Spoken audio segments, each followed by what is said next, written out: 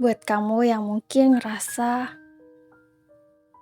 jadi orang yang gak enakan dan selalu mengatakan iya pada sesuatu yang sebenarnya tidak ingin kamu lakukan. Mulai sekarang, belajar untuk bisa berkata tidak jika kamu memang tidak ingin melakukannya.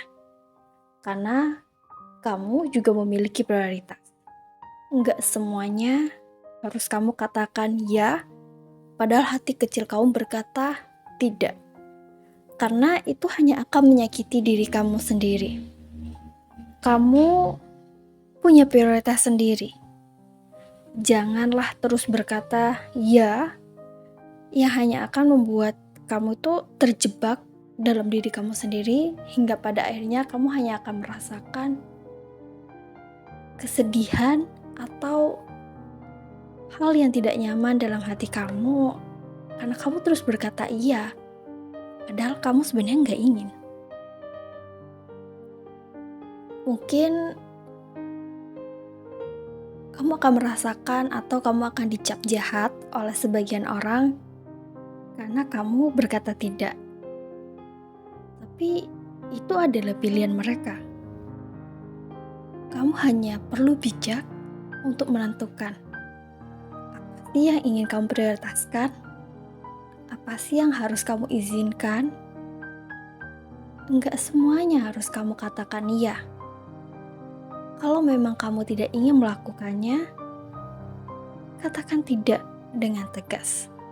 Walaupun kamu tahu konsekuensinya, mungkin kamu akan dicap sebagai seseorang yang jahat karena kamu menolak ajakan mereka.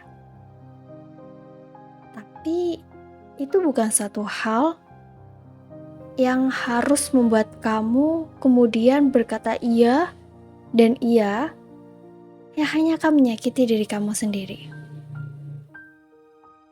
Dan menurut aku, kamu tuh gak perlu gitu merasa bersalah karena menolak hal yang tidak sesuai dengan nilai yang ada di hidup kamu.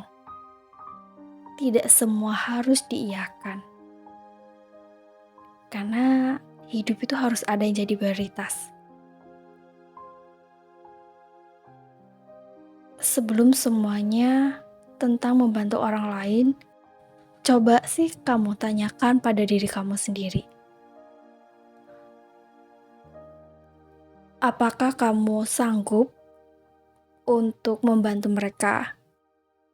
Sanggup di sini tuh memang kamu mau membantu mereka, bukan atas dasar rasa tidak enak. Mengiyakan karena ingin validasi dari orang lain. Nanti semakin dewasa kamu tuh akan semakin tahu gitu bahwa gak harus kok kita itu harus dapat validasi dari orang lain.